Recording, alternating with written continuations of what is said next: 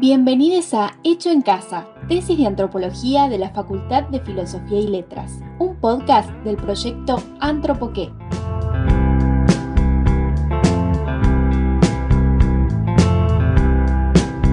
Letristas, poetas, cantantes, atletas, pintores, dentistas, ciudades, familias, doctores, parejas.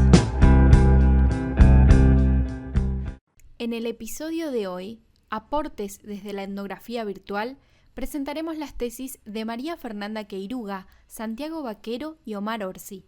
La entrevista fue realizada por Florencia Guastavino. Internet es parte de nuestra vida cotidiana. Las compras, los momentos de ocio, las charlas con amigues. Todo parece suceder o ser mediado por entornos digitales. Tinder, Twitter, Facebook, Instagram y otras redes sociales permean nuestras vidas, y en ellas volcamos nuestra intimidad, nuestros vínculos, nuestras decisiones políticas. En el episodio de hoy, conversaremos con 3 tesistas que trabajaron con entornos digitales en sus tesis. Debatiremos sobre las particularidades de este entorno, la transdisciplinariedad, la tradición de nuestra disciplina y los saberes tecnológicos, para intentar responder a una pregunta: ¿dónde está la antropología cuando trabajamos en y sobre Internet? Soy Santiago Vaquero, soy autor de la tesis del contacto a la relación en Tinder, un análisis etnográfico sobre el proceso de vinculación sexoafectiva mediada por aplicaciones de citas. Soy María Queiruga y soy autora de Entre el parto respetado y el activismo online, experiencias de gestación y nacimiento, trayectorias individuales de mujeres integrantes de un grupo de Facebook. Mi nombre es Omar Gabriel Orsi y soy autor de la tesis La bala que no salió, atentado y política en Twitter X. Bueno, muchas gracias Santiago, María y Omar. Es un gusto tenerlos hoy en nuestra charla. Bueno, y para comenzar un poco con el debate al respecto de sus tesis, la primera pregunta que les vamos a hacer tiene que ver con los aspectos en común a los entornos digitales o al trabajo desde la virtualidad. Lo que queríamos preguntarles como para iniciar la conversación es si desde su experiencia de tesis consideran que haber trabajado en un entorno digital generó diferencias con respecto a otro tipo de entornos, y cuáles son los elementos que ustedes creen que son centrales a la hora de hacer un trabajo etnográfico o de investigación a partir de un entorno digital. No, bueno, yo por ahí, a mí lo que me parece es, en cuanto a las diferencias entre trabajar en cuestiones vinculadas a la digitalidad o la virtualidad con respecto a temas que tienen que ver con, no con eso, o otro tipo de entornos, digamos, no digitales, por ahí, a mí en mi caso lo que me pasó de diferente que sentí yo es por ahí la bibliografía que hay al respecto y por ahí el ordenamiento bibliográfico que hay sobre el tema, y por ahí en otros temas, en otras áreas de la antropología, por ahí eso está más estipulado, ¿no? Hay un marco teórico por ahí un poco más formal, no sé si formal, pero por ahí más que nada, más que marco teórico, conceptualmente está como más ordenado. Digo, otras áreas temáticas, ¿no? Por ahí que podemos pensar, no sé si tradicionales, pero por ahí más establecidas en la antropología. Por ahí esa es la diferencia que yo, en un principio a mí más me chocó entre abordar un tema vinculado puntualmente con la vida digital y un tema que no tenga que ver con eso por ahí. Esa diferencia yo la encontré. No tenía como un lugar a donde ir y decir, bueno, uso esta bibliografía entera, esto me explica mi tema, mis objetivos están acá y voy con esto. Tuve que armarlo muy artesanalmente todo.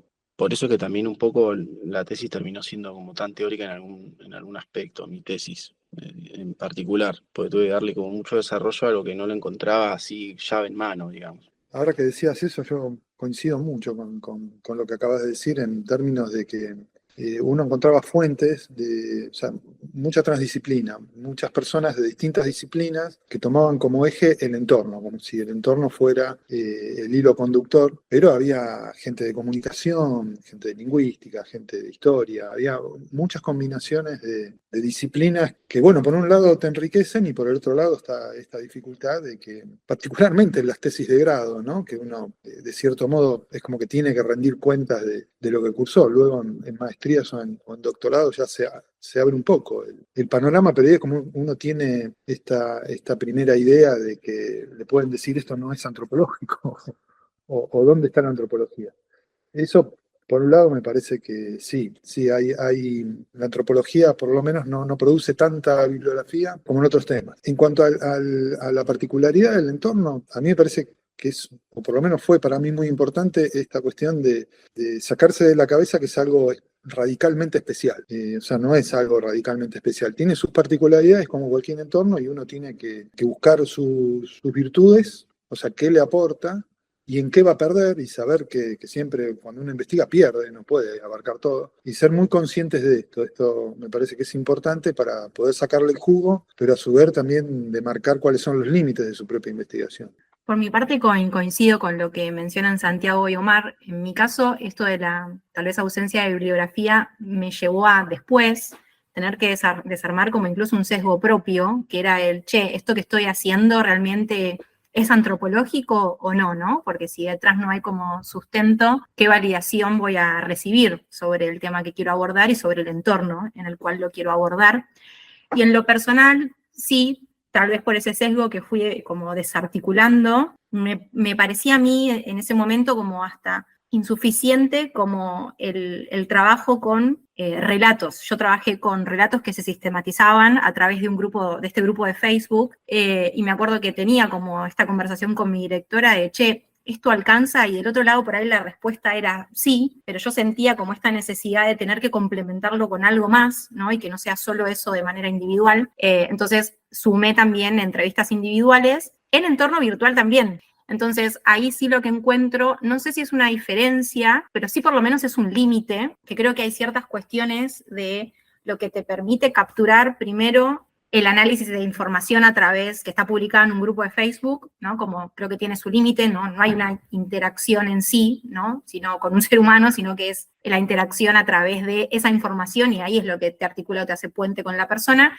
E incluso lo que me pasaba en las entrevistas individuales, que yo lo que sentía es que había parte del entorno que no estaba pudiendo capturar, ¿no? Desde la gestualidad, el lugar en el cual estaba inmersa la persona, ¿no? Ciertas características que por ahí en lo presencial vos podés como rápidamente identificar, cómo se posiciona la persona en el espacio, con quién se vincula, desde dónde lo hace, qué emociones aparecen también en lo físico que por ahí no aparecen en su tono de voz, ¿no? Entonces creo que hay algo de ciertos límites que por lo menos en mi experiencia personal detecté de lo virtual versus lo presencial. En esas tensiones o en esas dificultades, ¿ustedes desde qué elementos, pensando en esto de, bueno, qué es central a la hora de hacer trabajo de campo desde lo digital? María nos contaba un poco esto de, bueno, sumé a la lectura del grupo de Facebook entrevistas o relatos más entrevistas. ¿Qué elemento creen que fue central para su tesis como para posicionarse en ese entorno digital y trabajar desde ahí? En mi caso, digamos, al trabajar en un entorno como Twitter, aunque no haya una mediación tecnológica, una mediación física, que también hay límites. Tenemos la posibilidad de levantar todas las conversaciones en un periodo X sobre un tema. Entonces, ya uno está trabajando con un cúmulo de información totalmente distinto que el que le puede dar el trabajo de campo en la relación con determinada cantidad de personas específicas dentro de un entorno determinado. Eso es un potencial muy fuerte. Por otro lado, al poder recostarte en ese potencial, también amplificás el tipo de problemáticas que puedes tomar. Por ejemplo, es muy difícil hacer un trabajo de campo en un entorno hostil, ¿no? Sobre temas que son, digamos, no de gente que uno aprecia, por decirlo de alguna manera. ¿Cómo investigás el poder? ¿Cómo investigás determinados entornos conflictivos? Bueno, acá se puede hacer. Entonces, yo creo que el posicionamiento es, por lo menos de mi lado, fue, bueno, ¿qué herramientas, qué ventajas puedo tener en este entorno? Tomar temas que no son usuales en la antropología o que son de objetos distintos y conflictivos o agresivos, a su vez hacerlo más exhaustivo. Esto creo que es una posibilidad. Y poder tomar, por ejemplo, temas recientes, ¿no? Poder estar en algo que por lo menos a mí me interesa mucho, que es hacer un trabajo de cronista, si se quiere, ¿no? De tomar temas actuales en un periodo más breve de lo que usualmente se hace con los trabajos de campo. Me parece que ese es un potencial bastante interesante. Y hay muchas herramientas que la antropología fue creando para analizar redes sociales. Muy interesante, Omar, ahí lo que contás sobre trabajar con datos. con datos agregados, ¿no? Con Big Data, me parece que es clave que la antropología vaya por ese lado porque tenemos que empezar a dominar todo eso, porque es nuestra, como, no quiero decir nuestra responsabilidad porque suena fuerte, pero medio que hay que analizar eso porque está pasando ahí todo. Y bueno, no, con respecto a la pregunta, a mí un poco esto que decís sobre construir el tema e insertarse ahí sobre las temáticas a trabajar, volviendo a lo que decía Omar, sobre que los fenómenos por ahí no son radicalmente distintos a otros fenómenos de otros entornos, a mí me tuve que pensar mucho qué es lo que estaba trabajando, ¿viste? ¿Por qué estaba trabajando lo que estaba trabajando y por qué era antropológico? Digamos, ¿entendés? Y en ese sentido ahí desagregando como las capas de las cosas que me estaba preguntando, terminé citando a Levi-Strauss, ¿viste? Tema de la alianza y las relaciones del parentesco. Bueno, las aplicaciones de citas vienen a asistir en el proceso de alianza, ¿viste? De repente como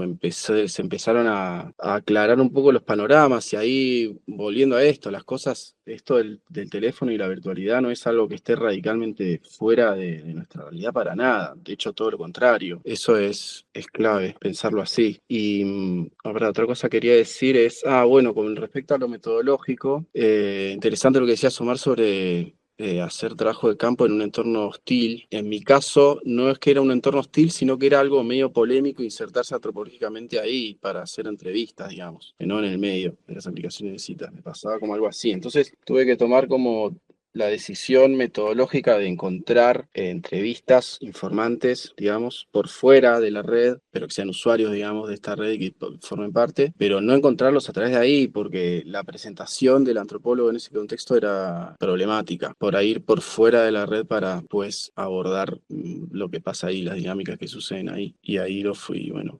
construyendo.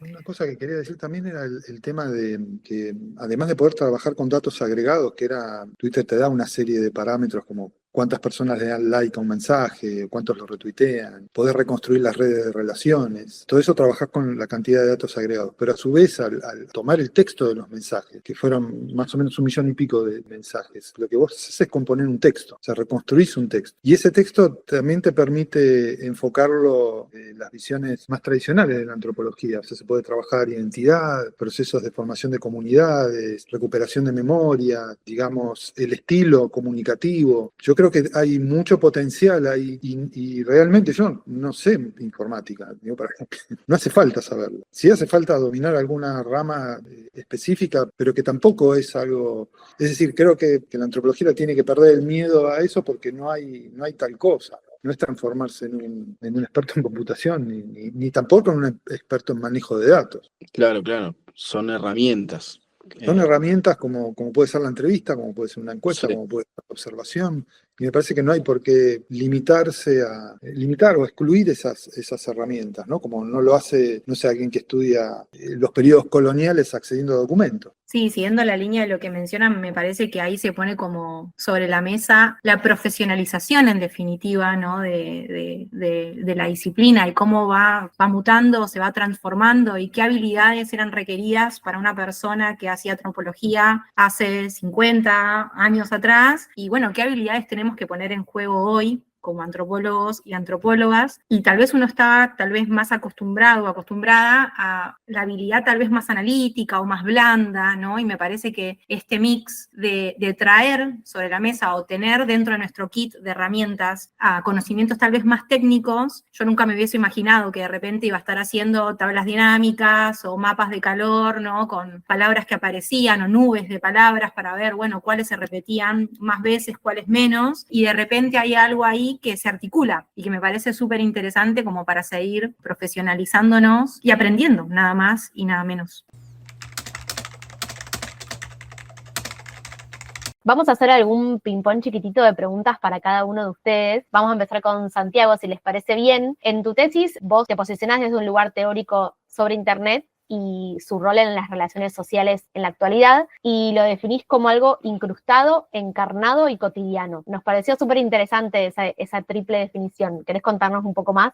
Sí, de una, obvio. Los tres términos no son míos, digamos, no los inventé yo, son de una autora que se llama Christine Hein. Y llego a ella porque tratando de trabajar ahí teóricamente un poco el Internet o conceptualizarlo para poder trabajarlo, fui agarrando aportes de la antropología algunos y muchos de otras disciplinas, bueno, como dijeron ahí los compañeros, que también trabajaron con aportes de otras disciplinas, porque el Internet está, como decíamos, poco sistematizado un poco en la antropología, entonces hay que valerse de otros aportes. También el Internet fue cambiando un montón desde los 90 o desde lo que se genera o se crea o se masifica, se populariza y los dispositivos van cambiando. No es el mismo Internet en los 90 que en los 2000, que en el 2010, que ahora, cambiando un montón y se fue como incorporando un montón a nuestra vida. Entonces por ahí los aportes teóricos, si era un autor que escribió en el 95, no sé si depende, capaz te sirve, capaz no, ¿viste? De lo que aporta sobre Internet. Lo mismo alguien que escribe en el 2000, lo mismo alguien que escribe en el 2010, por ahí. Entonces, bueno, así fui valiéndome de algunos aportes y viendo qué es lo que me servía y qué no, y llegué a esta autora, Christine Gine, que hace un trabajo que se llama así, está en internet, en inglés. Yo lo leí en inglés y lo traduje así como le leíste vos, pero es Embedded, Embodied y Everyday, y tiene que ver con cómo el Internet hoy, con el smartphone y las aplicaciones y todo, está incorporado en nuestra vida cotidiana porque forma parte de nuestras dinámicas sociales, digo, laborales o vinculares, etcétera. Además está encarnado porque hoy en día proyectamos un montón de nuestro cuerpo en la red, digamos, nuestro rostro está en la red, nuestros datos, por ahí nuestra casa, si depende de lo que vayas compartiendo, todo lo que sea tuyo, tu subjetividad está puesta ahí. Muy distinto del Internet de los 90, en donde uno tenía un nickname y un avatar y era todo más anónimo. Por eso este concepto está bueno de esta autora, porque lo releva en ese aspecto. Y después, cotidiano de todos los días, tiene que ver con que lo naturalizamos tanto que es algo diario y no nos damos cuenta y sirve para todo el Internet, para pagar nuestras cuentas, lo que compramos, para la rutina diaria, che, estoy yendo, no, ya llegué, ¿viste? Está todo el tiempo ahí, naturalizado, y justamente por eso creo que es antropológicamente tan interesante, porque hay que ir ahí, a lo natural, lo que está naturalizado, ¿no? Como antropólogos tenemos que desnaturalizar. María, vamos si querés con tu trabajo más en foco. En tu caso, vos en realidad trabajás a partir de un tema que quizás no está necesariamente vinculado con Internet, como puede ser Twitter o las aplicaciones de citas, sino que tiene más que ver con la violencia obstétrica y con lo que le sucede a las mujeres en el momento del parto y el puerperio, y la violencia de género también como violencia obstétrica, y las experiencias de cada una de las personas con las que vos trabajás. ¿Por qué elegiste Facebook como un espacio para trabajar eso cuando podría haber sido también otra la decisión? Sí, terminé eligiendo Facebook básicamente por la profundidad que encontré y por el dinamismo, las características de las interacciones, ¿no? que podía observar en el grupo. Un poco lo que me pasó cuando al principio empecé a hacer un mapeo y a barajar, ok, esta es la temática que quiero abordar, en qué entornos virtuales puedo llegar a hacerlo. Me pasaba que, por un lado, tal vez los canales, no sé, de Facebook, no, perdón, de WhatsApp o de Instagram que existen ahora, en donde yo por lo menos desde mi perspectiva encuentro como ciertos puntos de encuentro con un grupo de Facebook, no existían. Por otra parte, otras aplicaciones en donde tal vez sí estaba como más desarrollado ya, como la dinámica de grupos, como un Discord o un Telegram, no encontré un ambiente en donde se hable de este tema, que también, si bien cada vez se problematiza más, sigue siendo más tabú, porque siempre que se habla de la maternidad, se habla desde, no como la maternidad rosa, como se dice, ¿no? Y por último, había sí otros lugares en donde se hablaba de la temática, como algunos blogs o algunas cuentas individuales de Instagram, por ejemplo, pero lo que me pasaba en ese caso es que, por un lado, sentía que a mí lo que me interesaba era recabar las voces de las mujeres, ¿no? Como ir a esas experiencias individuales. Entonces, los aportes o las intervenciones que yo veía en esos campos eran como atomizados, ¿no? Como en donde me resultaba muy complejo como capturar el contexto general de esa experiencia que a mí me importaba. También tenía dificultades para segmentar como a esa audiencia o ese tipo de experiencias que yo quería trabajar, porque con suerte tenemos el nombre y apellido de una persona real, cuando por ahí tenemos como otro detalle. Entonces, información más de lo que podríamos llegar a decir hasta demográfica era como difícil de poder capturar. Y por último, me parecía que ese ámbito era más jerárquico, o como que la posición de poder de quien podía hablar y quien no estaba, ¿no?, de la mano de quien era dueño o dueña de ese ámbito, ¿no? Y me interesaba como por ahí un ámbito tal vez más colaborativo u horizontal. Entonces, todo eso que tal vez haciendo ese mapeo no encontré, sí lo encontré en este grupo de Facebook. Yo ya estaba dentro de ese grupo, por lo cual también ya lo conocía su dinámica, como algo de sus códigos, ¿no? Por esta experiencia ya más personal mía que les contaba, que yo escribí mi tesis, arranqué escribiéndola embarazada y la terminé con mi peque de 3 meses o 4. Entonces, ahí las mujeres compartían su relato en profundidad, que era lo que a mí me interesaba. De hecho, para poder formar parte de ese grupo, vos como contrapartida que te acepten como integrante del grupo, que es un grupo secreto, ¿no? Asumís la responsabilidad de compartir tu relato de parto y compartirlo con un formulario o una guía que está sistematizada de alguna manera, o te ofrece una estructura que me parecía también muy interesante en esto de, bueno, ¿cómo hacemos para gestionar ese volumen tan masivo de información? Entonces, eso era algo que me parecía interesante. Y justamente esa sistematización me traía segmentación de experiencias y de personas, porque sabía si esa experiencia había sido en el ámbito público, en el ámbito privado, si había sido en qué lugar de Buenos Aires, por ejemplo, qué intervenciones o no había tenido esa mujer. Entonces había como un condimento de información que a mí me permitía como construir categorías o segmentar como esas experiencias, que era un poco lo que yo buscaba. Y también se daba esto de lo colaborativo. Si bien hay personas que moderan el grupo, lo cierto es que quien quiera puede publicar, comentar, ser punto de apoyo, de contención, asesorar. Entonces había algo del ámbito horizontal que yo encontré ahí que me parecía como súper interesante, por lo cual tiene que ver como con estos 3 condimentos. La profundidad en el relato, la posibilidad de segmentar a esas experiencias y de alguna manera a esas mujeres, y la dinámica de las interacciones, que era lo que yo buscaba. Vamos con Omar. Ya nos venías contando un poco que tu trabajo tenía que ver con las comunidades políticas y las relaciones sociales tecnológicamente mediadas desde estas comunidades políticas. Como también decías, estrictamente tu trabajo no es un análisis etnográfico, sino que trabajas a partir de la creación y análisis de bases de datos. Nos decías recién que no sos experto en internet ni técnico, pero tu trabajo usas también un sistema que es Python para hacer el análisis. ¿Por qué partiste de este enfoque? Y esta pregunta de si tuviste que aprender mucho de lo técnico para poder realizarlo, ¿o fue sencillo para vos?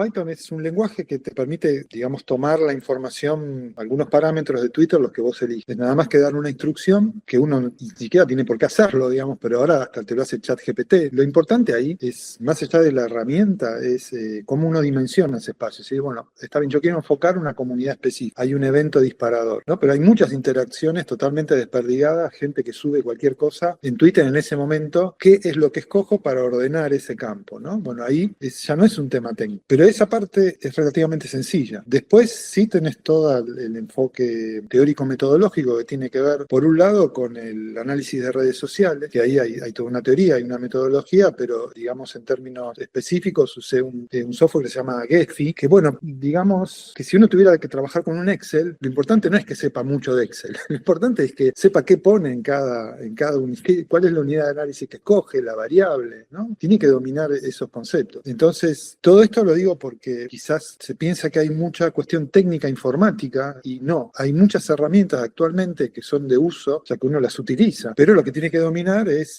la teoría y el método, la metodología específica, que ya estamos fuera del tema de la informática, estamos en otro campo. El análisis de redes sociales tiene una tradición muy fuerte en la antropología, antes de la computadora, o sea que es una creación nuestra, de cierto modo. Y ahí uno trabaja con una base de datos que tiene una parte que son números, pero que no son cantidades, ¿no? Que uno las procesa para generar gráficas, para tener insight, para comprender qué es lo que pasa. Y de otro lado, generar las relaciones de esa red, eso por una parte, pero luego tenés el texto, tenés todos los mensajes intercambiados. Y hay muchos mensajes, o sea, tenés el universo completo de interacciones en un momento dado. En mi caso fueron 3 días específicamente. Esto te da una base de datos muy rica, pero son datos en el sentido que es un texto nuevo, creado por la participación de miles de usuarios, y que entonces uno ahí lo puede someter a perspectivas distintas, como puede ser ya estudios que nos resultan más familiares, bueno, cómo se construye la identidad, cómo se está construyendo esa comunidad específicamente en un momento clave, quizás cuáles son los rasgos que uno observa ahí, cuáles son los procesos de autodefinición, de definición del otro, qué tipo de discursos utilizan, ¿no? Cómo dialogan. Esto es algo, no dialogan, hay un juego ahí muy brusco, hay una particularidad en la manera de interactuar, se usan técnicas especiales para debatir con el otro, si es que podemos hablar de debate, y después también, digamos, nos permite incorporar otras perspectivas, como lo decía antes, qué historias se están recuperando, ¿no? Qué discursos del pasado están reactualizando en este momento. Y hablando de comunidades políticas, y en el momento en que yo hice la investigación y escribí la tesis, que es previo a las últimas elecciones, en ese grupo ya se veían las tensiones entre la extrema derecha, el liberalismo, el más tradicional, y ese nuevo proyecto que era el que encabezaban las palomas del espacio, ¿no? Con una diferenciación de lo que era antes el neoliberalismo, totalmente alejado del anarcocapitalismo, que ya se veía ahí cómo estaba surgiendo y con qué virulencia. Entonces, esto es lo que se puso en juego, más allá de las herramientas técnicas, que sí llevan un aprendizaje, pero que no hay que desanimarse porque no es difícil. Retomando un poco esto de lo digital, lo no digital, para volver a una pregunta que los aborda al estrés. ¿Ustedes creen que las investigaciones antropológicas de acá hacia adelante van a abordar cada vez más el trabajo en entornos digitales? ¿O creen que es algo que se va a convertir eventualmente en una rama dentro de la disciplina? ¿Qué piensan, obviamente desde su perspectiva y desde su experiencia de tesis, o qué fueron sintiendo al momento de escribir la tesis?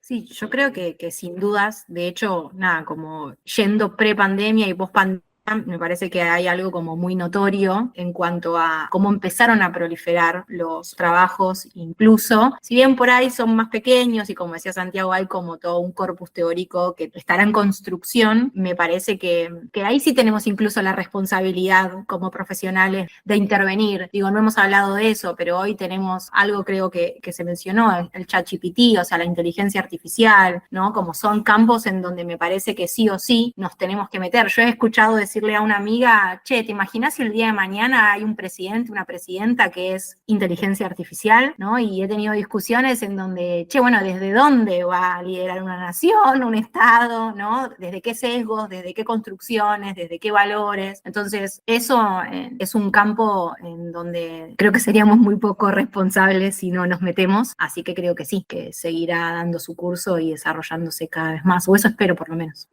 Sí, sin duda debería. Es menester, me parece a mí, hoy en día abordarlo cada vez más y por ahí temas de la antropología que no abordan esto centralmente, fenómenos que relacionados con esto, bueno, también te deberían prestar atención porque hoy todo el mundo tiene un teléfono, ¿viste? Entonces, sea el fenómeno que sea, algún reflejo tiene que haber ahí, ¿viste? Parece que no podés dejarlo de lado y en cuanto a que sea un tema más específico de la antropología, bueno, estaría buenísimo que sí, que lo sea y que cada vez haya más trabajo sobre esto, sobre este tipo de fenómenos, me parece que sí. Yo quiero retomar algo que decía Santiago antes y Florencia, esto de que estás atravesado, de que todo lo que haces hoy deja una huella, todas las dimensiones o casi todas las dimensiones de tu vida, efectivas, de todo tipo, más allá de las compras, de los viajes, de lo que quieras hacer, pasa mucho por lo digital.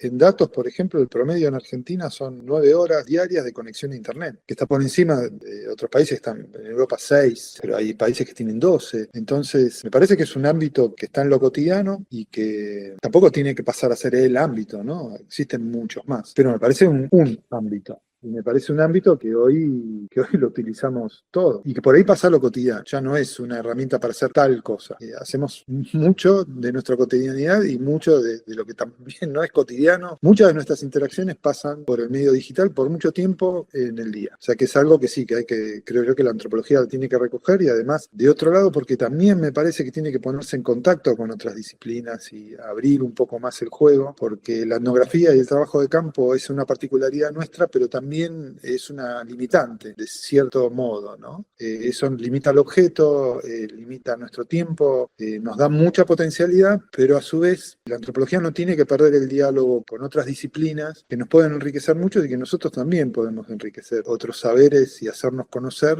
en estos otros campos. Sí, el trabajo interdisciplinar me parece súper fundamental y también entender el tamaño de fenómenos que suceden vinculados con las redes, ¿no?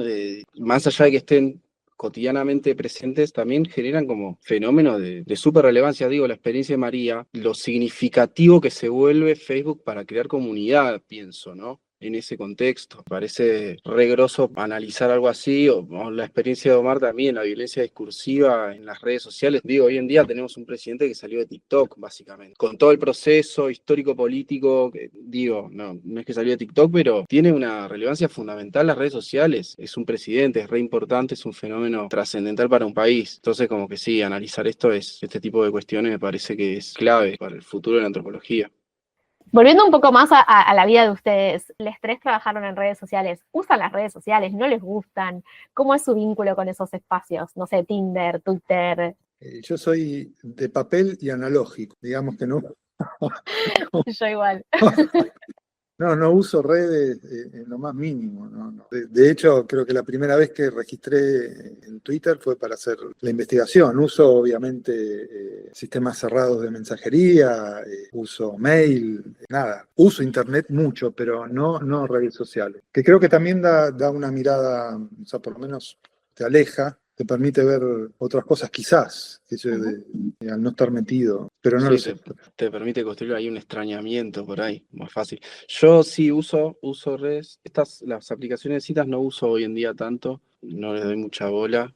Llegué a las aplicaciones de citas porque quería analizar algo relacionado con la virtualidad, con las redes sociales, con lo que publica la gente en las redes sociales, etcétera. Y en su momento, usando una de estas aplicaciones, me pareció piola analizarlo sobre eso, pero no es que sea como un fan de esas aplicaciones ni nada, y además por ahí al haberlo como sobreanalizado un poco tanto el fenómeno me genera como, no sé si un poco de rechazo, pero incomodidad también usarlos. Después las demás aplicaciones sí, uso, sí, digamos, no participo tanto en Instagram, por ejemplo, compartiendo cosas y eso, pero sí uso, tengo perfiles en todas, diría.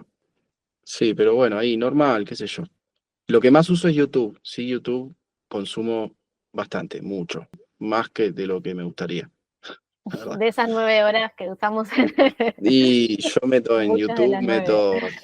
sí, casi jornada completa, te diría. Sí, en mi caso, bueno, soy usuaria y en esto del detox a veces, nada, como creo que tengo un vínculo problemático con las redes, pero porque creo que me aíslan, ¿no? De la materialidad, ¿no? Como de lo vincular, de un montón de cuestiones, en esto de que lo tenemos tan naturalizado que me levanto y agarro el teléfono. No sé ni para qué, pero me levanto, tal vez porque soy miope, entonces lo primero que quiero hacer es ver la hora cerca. Creo que ahí hay como también una cuestión como súper interesante de el otro día me preguntaba qué tipo de aprendizajes tenemos las personas adultas de cómo vincularnos con Internet. Y empecé a buscar papers y escritos al respecto, y si bien pude haber encontrado alguna nota de revista o algo más informal, sí encontré por ahí más sobre el uso problemático en las infancias, pero no tanto en las personas adultas, y me resultó curioso. Soy usuaria efectivamente de Facebook, pero más porque creo que ahí hay alguna cuestión alojada en mi memoria emotiva, ¿no? ¿Se acuerdan cuando por ahí hace muchos años uno creaba álbumes y hay muchas fotos y recuerdos? Que por otra cosa. De las redes sociales que tengo, la verdad es que Facebook es la que menos uso. Como para cerrar una última pregunta, que le sumo una preguntita que está ahí medio fuera de guión, que nos cuenten si están continuando o continuarán con alguno de los temas de tesis o en que están trabajando ahora, y por ahí si pueden sumar algún consejo para alguien que esté como en el momento este de empezar o de transitar una tesis, ¿qué consejo les hubiera gustado a ustedes recibir en ese momento difícil o de tensión o de decir, bueno, ¿qué hago? Si quieren ahí sumar un consejo que siempre viene bien. Yo le aconsejaría que produzcan, que empiecen. O sea que es un mal camino intentar saber primero todo y después empezar a hacer. O sea, yo creo que la tesis, en definitiva, nosotros hacemos una investigación, pero generamos un documento. El producto es el documento. Suena muy duro, pero es así, es el documento, es lo que comunicamos al resto de la comunidad académica. Y que entonces a mí me sirve mucho siempre esto de que la verdad es el trabajo, ¿no? Como decía Vico, hay que ir escribiendo y después uno lo reescribe, lo modifica, pero muchas de las ideas que uno tiene y no confía, en definitiva, después encontramos el autor que algo dijo al respecto y nos permite complementarlo y corregirlo. Hay que tener más confianza y empezar a alargarse, ¿no? No tener miedo, Pensar la estructura, eso sí, la estructura pensarla, mínimamente tener una división de temas, no agotar los capítulos, o sea, no intentar escribir el primer capítulo, después el segundo capítulo, sino largarse a escribir. Y después uno va trabajando. Y una vez que va escribiendo, se va soltando y las cosas salen con más naturalidad, le encuentra la punta al ovillo. Eso a mí me parece un buen consejo, o por lo menos es algo que a mí me sirve. Sí, readhiero a ese consejo de Omar ahí de largarse a producir, me parece que está bueno. No bloquearse, ¿viste? No esperar a encontrar el concepto que te abra, porque por ahí es al revés, por ahí desde lo que vos escribiste, alguien dijo algo seguro, como dice Omar. Pues otra cosa que se me ocurre es encontrar un director que sea comprometido con el tema y sea responsable. Parece por ahí una nimiedad lo que digo, pero en ese momento yo hasta que no encontré a alguien que que me dijo, che, bueno, dale, está bueno lo que haces, y me empezó como a responder los mails, a responder lo que le escribía, con una periodicidad más o menos amigable. Se me abrieron un montón de puertas. Es un momento muy a la deriva en donde uno no sabe qué hacer y realmente necesitas trabajar con un director. A mí, en mi experiencia, fue fundamental la guía ahí de un director, porque, bueno, hay como una distancia, yo sentí bastante grande entre lo que demanda la producción de una tesis sobre lo que venís produciendo en la carrera. Entonces, esa distancia, si no la salvás con un director que sea comprometido, cuesta muchísimo realmente. Así que por ahí un consejo que yo podría dar es ese. Sí, yo sumando a lo que menciona Santiago, creo también, haciendo como una retrospectiva, me hubiese gustado terminar como mi seminario anual de tesis con quien me dirija, y creo que incluso lo hubiese podido resolver, por lo menos en la cátedra en la cual estuve, simplemente que en ese momento no estaba preocupada por eso, ¿no? Estaba como más preocupada por, che, qué tema, barajé 1.000.000 de temas, y de hecho finalmente cuando empecé como todo este periplo de, bueno, y entonces ahora sé el tema, ¿quién me va a dirigir? No encontraba, no sabía cómo, por lo menos desde mi experiencia creo que no se habló tanto sobre, che, sí, parece que, digamos, una propuesta formal de pedido de tesis, digamos, cómo es, cómo lo abordo, ¿no? Y terminé recurriendo a mi cátedra para decirles, che, y recurro a ustedes porque realmente no sé cómo resolverlo, ¿no? Intenté esto y no lo pude resolver. Bueno, finalmente me terminó dirigiendo a alguien de mi cátedra, así que súper agradecida con eso. Por lo cual, como animaría a que las personas pregunten y traten, ¿no? Como, aunque tal vez parezca abordarlo como de forma medio temprana, como ocuparse, ¿no?, de ese tema. Y por otra parte, hacer red, porque cuando tal vez no encontrás a esa persona que te dirija, o te sentís medio a la deriva, para mí en esto que incluso atraviesa los temas sobre los cuales hemos escrito, como apoyarse en una comunidad, en una red, en personas que estén en la misma que uno o una, me parece fundamental, porque ya no parece tan dramático, ¿no?, cuando lo compartís con otras personas. Y yendo a la última pregunta que decía Flor, esto de la continuidad, yo ahora presenté un artículo que tiene puntos de encuentro con lo que escribí en la tesis, pero en LinkedIn. Entonces pasé de la violencia obstétrica de alguna manera a la violencia laboral por cuestiones de género, en lo que tiene que ver con la reincorporación de las mujeres o el paso del trabajo no remunerado al trabajo remunerado. Así que otras características tiene, creo, esa red, también interesante, y esto tratándome de vincular, ¿no?, con algo de Puan de manera diaria. Por mi parte, yo hice el trabajo es una primera aproximación. Lo que se intentó fue como hacer un fresco de esa comunidad desde distintas dimensiones, como se juntó mucho material, y esto, o sea, juntar material en este caso es simplemente darle un clic, o sea, esa base de datos se construyó inmediatamente. Hay mucho material para analizar que a su vez está a disposición de otros investigadores, porque la tesis fue presentada con la base de datos íntegra para que puedan chequear lo hecho o para que puedan encontrar otras relaciones, otras articulaciones. Pero la idea es, en otro momento, más adelante, cuando ya se consolide un poco más esta comunidad y tenga algunas derivaciones posteriores, seguir trabajando con el material viejo y uno nuevo. Bueno, les agradezco mucho a los tres por haber participado de este espacio, y bueno, nos encontramos en el próximo episodio de Hecho en Casa. Muchas gracias a todos, todas, todes por estar escuchando allá. Hecho en Casa es un podcast realizado por el proyecto Antropoqué con el apoyo del Departamento de Ciencias Antropológicas de la Facultad de Filosofía y Letras de la Universidad de Buenos Aires. Antropoqué está formado por docentes, graduados y estudiantes de la carrera, quienes llevamos adelante un curso de antropología para jóvenes y diferentes propuestas que buscan dar a conocer las ciencias antropológicas a diversos públicos.